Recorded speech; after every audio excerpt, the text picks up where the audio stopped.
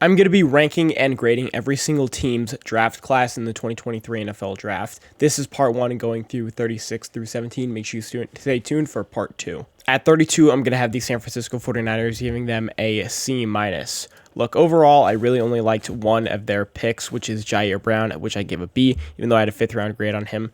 I mean, it kind of shows where they took Jake Moody in the really late 3rd round, and then Cameron Latou as well at the 101, which I thought were both overdrafts. I mean, drafting a kicker in the 3rd round, of course, is not looked great upon. And then Cameron Latou was not the best tight end on the board at the time for me. And then they got guys like Darrell Luter, Robert Beal, D. Winters, Brandon Wills, Ronnie Bell, Jalen Graham. They just got guys that are not super notable and that won't get a lot of time, except maybe Jair Brown and Jake Moody. But overall, I'm going to give them a C-. For the Washington Commanders, I had them at a C. I had them 31.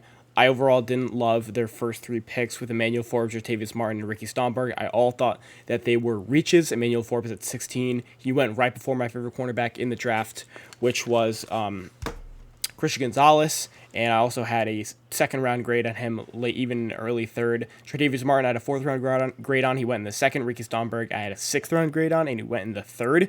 But I thought that Braden Daniels was good value in the 4th. KJ Henry was also good value in the 5th, and Christopher Rodriguez was a fine pick in the 6th round. But overall, their first 3 picks for me were a C- and overdrafts. Even though I think that Emmanuel Forbes and Martin will have the statistics with the pass deflections and the interceptions. I think when you look at the advanced statistics and you see the tape, they're not as good as those gaudy numbers that they might put up. And like Emmanuel Forbes might put up 4 interceptions next year, but I don't think he'll be that great. And also due to his size, didn't love taking him in the 1st round. I'm gonna have them at 31.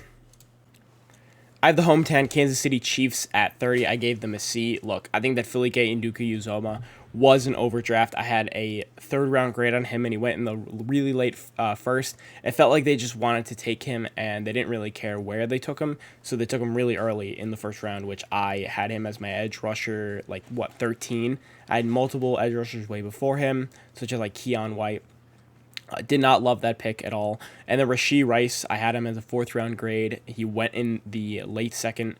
I didn't love that pick at all. And then Wanya Morris was the best pick for them in the 3rd round because I had a 4th round grade on them. They took him in the late 3rd.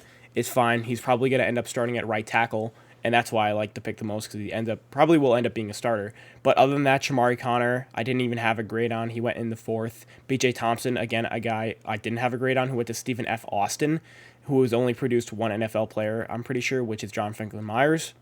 And then Keandre Corbin was another fine pick in the 4th round. But overall, they didn't get any guys that really stood out to me. So other than Wanya Morris, who probably will be a starter, but that's kind of it. So I'm going to give them a C, and I'm going to have them at 30.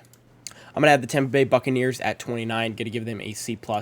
Overall, I thought they had a fine draft, but no one of super notability outside of Cody Mock. Kalijah Kancey went in the 1st round at 19, which I thought was a definite overdraft. Listen, Kalijah Kancey, yes, he had a really good combine. Yes, he could be a good pass rusher in the NFL. However, he definitely will get blown up on runs due to his size. He's 6'1", 282. He doesn't have that Aaron Donald ability. Yeah, he was a combine star from Pittsburgh. Aaron Donald was one of those as well, but he does not have the overall play strength of one of those players. Even though I think he'll be a good pass rusher, he's got some decent. He got a good bag for a lighter defensive tackle. I think that in the run game, he will be one of the weak points, but hopefully Vita Vea will make up for that. But the pick that I liked the most for them was Cody Mock. I think he could be a really good mauler at the NFL level. However, out of North Dakota State, he's going to be raw. He's going to have to adjust to the speed of the NFL level, and he's going to have to adjust his technique accordingly. But I still have him as a B+. But then they got Yaya Diaby, who I had a 6th round grade on, go in the 3rd. Peyton Durham was a fine pick. Trey Palmer was another fine pick. Overall, I'm going to give them a C+. For the Dallas Cowboys, I'm going to have them at 28. This is another Cowboys draft class that I didn't quite agree with, such as last year's when I had them bottom 5 as well. Mozzie Smith, I had as my 5th interior defensive lineman in this draft. He's a pure run clogger. That's why I didn't hate this pick as much. However, I had a 3rd round grade on him, and he went 26th overall in the draft. Luke Schoonmaker was also not the best tight end on the board at 2, in the 2nd round, even though They definitely could have gotten Darnell Washington, which I think was the better pick for them as a sixth offensive lineman, basically. Luke Shoemaker is a fine pick, but still super high when I don't think you even need a tight end. I think that Jake Ferguson, who they have on the roster right now as the Cowboys, is still a good player. And you let Dalton Schultz go for basically nothing. So you pick a tight end in the second round. It didn't make so much sense for me. DeMarvin Overshone was, I think, another fine pick. I had him as a third round grade, went in the third round. And other than that, Deuce Vaughn was a solid pick. I gave it a B plus in the sixth round. But Fehoko out of San Jose State was a reach in the fourth round, I thought. So overall, I am going to give them a C plus, having them at 28. I have the Chargers at 27. Look, I think that their biggest need for offense this year was to get more dynamic, was to get more guys open. Listen, their whole scheme last year was just sending everybody to the sticks, sending Mike Williams or Keenan Allen 10 yards deep, and the play took way too long to develop, and it was just a bunch of in routes, not enough crossers, not enough dynamic routes. And what do? You get a guy that isn't that, in Quentin Johnson in the first round. And look, Quentin Johnson's a good player. He's in a receiver class that's filled with slots, that's full with smaller guys. Quentin Johnson has that size at around 6'3", 10 pounds, but he's a vertical threat. He's not super dynamic. He does not have a big route tree. Even though he is fast, he's a 4.4 guy, and he goes up to 22 miles per hour. He is a similar receiver to Mike Williams, to be honest. He's a jump ball guy, and he's not even that phenomenal at jump balls. 38% conversion rate on 50-50 catches, which was lower than Tank Dell, who was 165 pounds.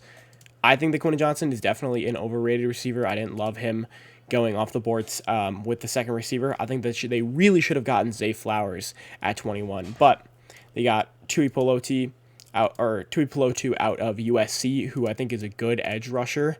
Khalil Mack obviously is getting older, and Joey Bosa is also getting up there as well. So you get that situational guy with Tui Pelotu. I did like that pick. Of course, 13.5 sacks last year at UFC, was that headliner on that defense.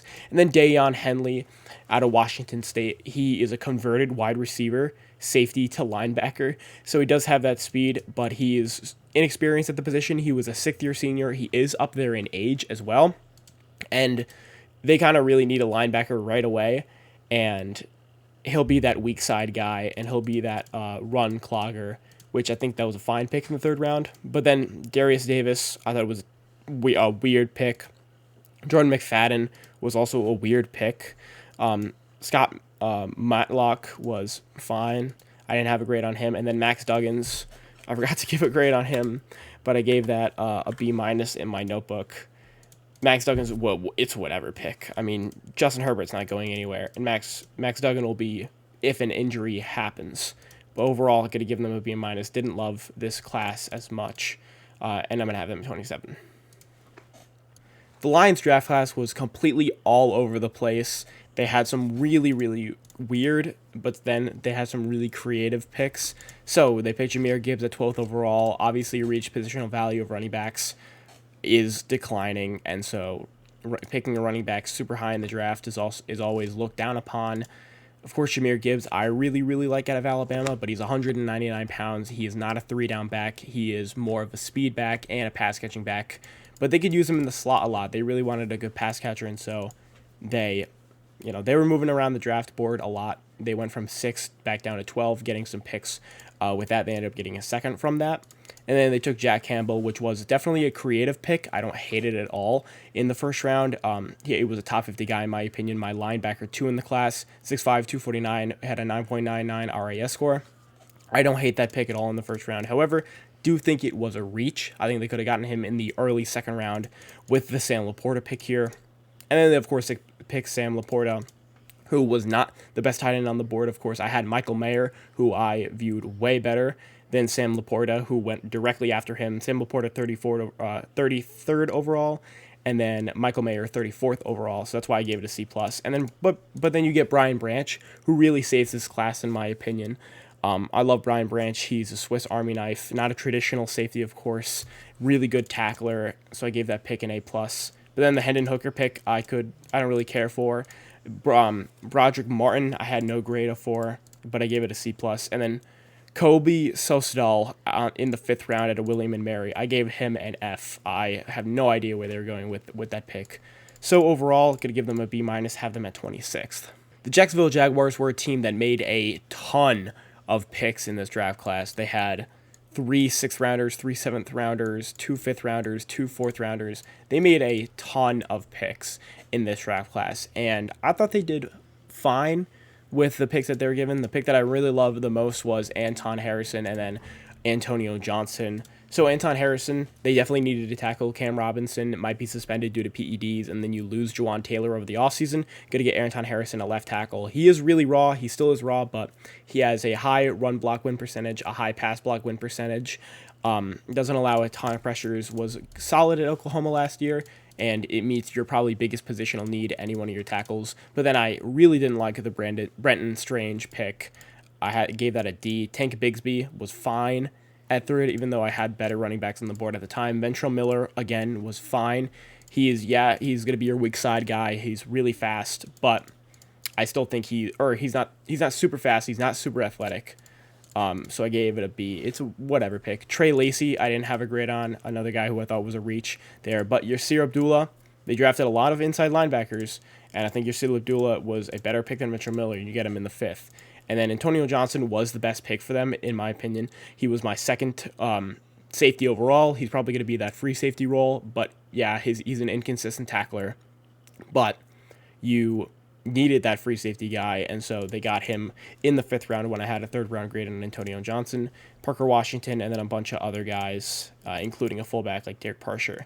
But overall, going to give them a B- and have them ranked at 25.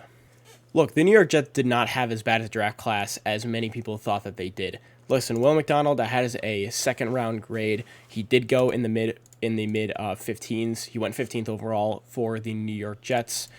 But he's going to be a rotational guy. He, of course, I think is a 2-down edge rusher, especially on 3rd downs. He has really good bend, probably the best of the class. He is athletic. He's got a really, really quick first step.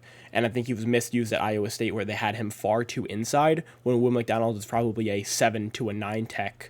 And that speed off the edge is good. However, they have so many edge rushers on the roster that he's just not going to play that much. And plus, they employ a rotational scheme. But they drafted Jermaine Johnson last year. They've still got Carl Lawson. They've still got Bryce Huff. They still got Max Clemens, who they drafted last year. I don't think he's going to get enough playing time to justify him going at 15. But I think in the future, this pick will mature much better because I think he is a really good pass rusher, but still was drafted too early. Joe Tippmann was a fine pick. I also thought he was my 2nd highest rated center in the class. He's 6'6", 315. He benches like 400 pounds, squats 600 pounds. Really good run blocker. I think he was a solid pick, even though I like John Mitchell-Schmitz a lot more because I think he's the best run blocker in the class and the most pure center. But Joe Tippmann, of course, number 2. Carter Warren was a whatever pick. I thought it was fine. I gave it a B. He had a season-ending injury last year with his meniscus, and he's just going to likely be developed. But I really, really love the Israel Abanikanda pick. This was my 3rd running back in the draft. This is a guy who ran a 4.33, had 20 touchdowns last year at Pittsburgh, and he goes in the 5th round. I'm going to have this definitely as an A, as I had a 2nd round grade on him. And then you got 2 guys, Zaire Barnes. This is just going to be an athletic speed linebacker for the weak side. And then Jarek Bernard Curse, Converse, I would be surprised if he made the roster. But Zach Kuntz, developmental tight end, 10.0 RAS score, gave that a B+. I had a 4th round grade on him going in the 7th. But overall, I am going to give them a B-.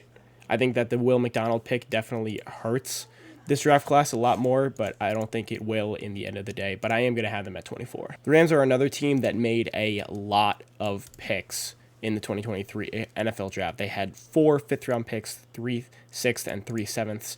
And I thought they used those picks pretty decently. You could see a lot of Bs in my grading system. Steve Avila, I think, was a good pick. They definitely needed a lot of interior offensive line help. Their run game was just not efficient, and their entire team, of course, wasn't. But Steve Avila was my 2nd highest rated, or my 3rd highest rated true guard in this class after Peter Skronsky, and then after Cody Mock, and then Osiris Torrance. But Cody Mock I had more as a swing tackle. And same thing with Peter Skronsky. Byron Young in the third was fine, even though I think you could have gotten him a little later.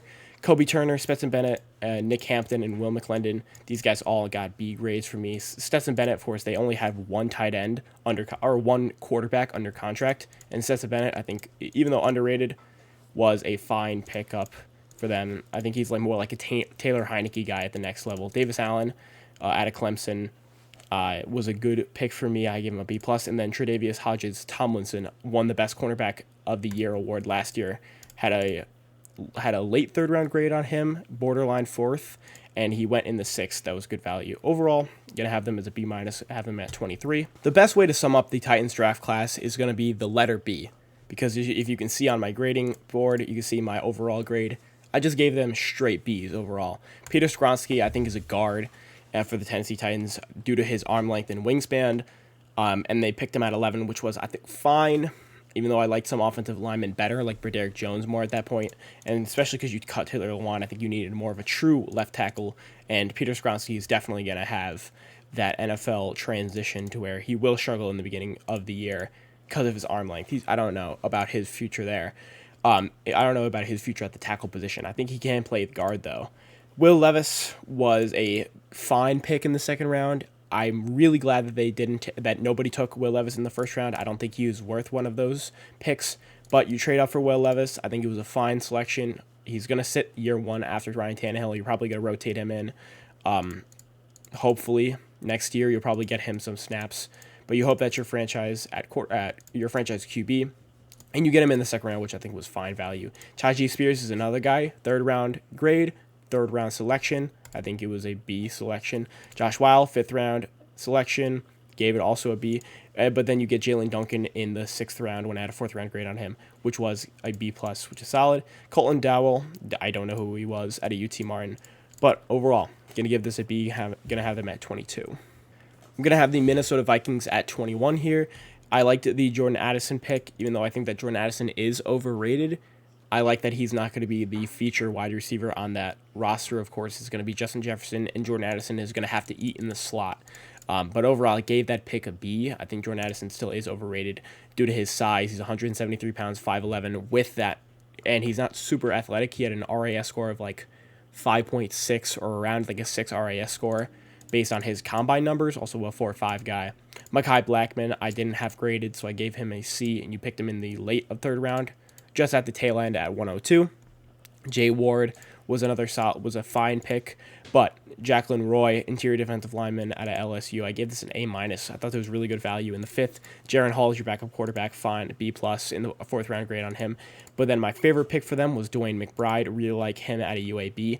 He's an elusive back type, and he can also catch out of the backfield, and especially because you're losing Dalvin Cook probably because you're going to cut him. And then Antonio Madison's on a 1-year deal. Dwayne McBride is probably going to be the future in that running back room. Overall, I'm going to give them a B. Definitely hurt by the Mekhi Blackman pick, but definitely supported back up by the Dwayne McBride selection. I'm going to have them at 21. I'm going to have the Miami Dolphins at 20. Look, they didn't have a ton of picks. They only picked 4 times in this draft class. Of course, they gave a lot of those picks away last year. They they lost their first round pick this year due to tanking and tampering, and then they traded their first round pick again for Bradley Chubb of the Denver Broncos. He's going to this team next year. But I really like the Cam Smith pick. I had Cam Smith as a top 50 guy. He was within my top 30 prospects or top 25 prospects in the draft class. I had him actually 27, and you get him at 51st in the second round for a secondary that is aging. You're going to need a guy at the future there. Of course, you got Xavier Howard, who's over 30 now. You're going to have Jalen Ramsey, who's about to be over 30. He's 29 now. And then you get Devon A-Chain, who ran a 4.3 at the combine. You're going to have a super fast team in that backfield. He gave that a B+ in the third round. And then outside of that, you got Elijah Higgins and Ryan Hayes. These guys are later round guys. Ryan Hayes is going to be a swing tackle. That's going to play for you if an injury happens. But Cam Smith and Devon A-Chain are obviously high in this class, but they didn't pick enough to be higher on this board, so I am going to give them a B. I'm going to have them at 20. I think Chicago's draft class was definitely overhated too much. A lot of people really did not like the Darnell Wright pick at 10th overall. However, I actually did like this pick. Darnell Wright is a really good true right tackle. Yes, that athletic upside is such there, and he's got that NFL size and athletic ability at 6'5", 330 pounds. And if you watch his technique, or if you watch his film against Will Anderson, you can see that the technique is there. And I think he was the best true right tackle in this class. Yeah, I had him as my 4th tackle, but I think he's the best true right tackle in this class. You're solidifying up that right side of your line with Tevin Jenkins at right guard, and now Darnell Wright on the right side as well. But the Grayvon Dexter pick, I thought, was a definitive reach in the second round. But you made up for it tenfold with that Tyreek Stevenson pick. They really needed secondary, and I liked Tyreek Stevenson a hell of a lot in the second round. But then you start the third round with Zach Pickens. I thought it was a definite reach. I liked so many more interior defensive tackles at the position. But then once again, you make up for it with Rashawn Johnson in the 4th round. I really like that selection there. Rashawn Johnson has fresh legs coming out of Texas. He's got good speed, and you're going to have him as your dual back with Khalil Herbert, like Rashawn Johnson. And then you get Tyler Scott, Noah Sewell, Terrell Smith. Those guys are solid guys as well. I gave them all Bs and B pluses. Hopefully you can develop Noah Sewell, though, but he'll likely be a rotational weak side linebacker, as you got Terrell Edmonds last year, and then Kaiser White, both in free agency. Overall, I'm going to give them a B, going to have them at 19. I do think this class is way overhated, though. All right, I'm going to have the New Orleans Saints at 18, also going to give them a B. I was pretty okay with every single one of their selections. I didn't really think that they had a bad selection outside of Nick Saldiveri out of Old Dominion, but Brian Bresee, I think, was solid. You lose a lot of defensive line help. Last year, you lose Marcus Davenport, Sky Tootle, and you have Cameron Jordan, who is aging. He's 31 now. So you have Brian Bresee on the interior defensive line. He's an athletic 3-tech who was a number 1 player out of the class. He was a 5-star in 2019. Out of Clemson. However, he's had some massive injuries over the past couple of years. Had an ACL, had a big foot injury last year that sidelined him, and he doesn't have that production. But I did have a borderline second round grade on him. He did go in the late first, which I totally understood. I had him getting mocked to the Saints a bunch. I think it was a good fit there as well. And then Isaiah Foskey, this is your Cameron Jordan, essentially replacement. And I also thought that was good value in the second round. Kendra Miller, going to be a situational runner, as Alvin Kamara is going to be suspended next year probably.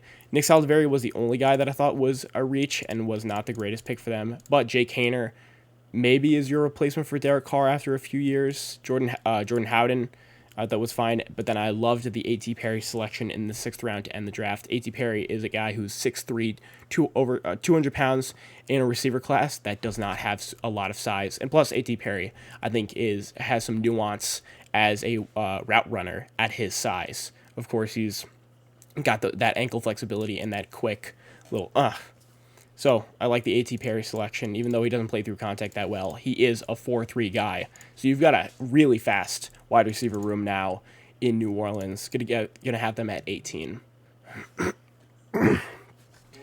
And then to finish this video, I'm going to have the Las Vegas Raiders at 17.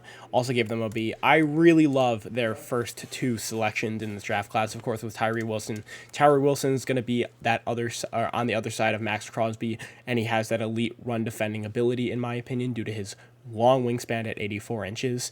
And then also he has that pass rushing upside with elite run defending ability, as he has a really good bull rush. And he'll be on the opposite side of Chandler Jones as well. He'll be the Chandler Jones replacement eventually. And then you get Michael Mayer right after the Packers pick a tight end in Sam Laporta. After the Lions pick Sam Laporta at 33. You go ahead and get Michael Mayer, which is your... sorry, I blanked on the name, but it was Darren Waller, who Michael Mayer is replacing. You get Byron Young in the 3rd round, which is fine, but I didn't love the Trey Tucker pick out of Cincinnati here. I didn't even think he was going to be the first Cincinnati receiver taken in this draft class. And then Ja'Cory Bennett was a fine pick. And then Adrian O'Connell, I gave a D out of Purdue. I thought he would probably go undrafted. I didn't have him as the best quarterback on the board at that time either. But then Christopher Smith, smaller safety, but ball hawking safety out of Georgia. 6th round grade on him. We went in the 5th, which is fine. But I am going to give them a B, have them ranking it. But that's going to do it for this video. Make sure you like, comment, subscribe. Let me know your thoughts about my rankings. Let me know some of your rankings, and stay tuned for part 2, which is coming out right after this video. Make sure you like, comment, subscribe, and I'll see you in the next one.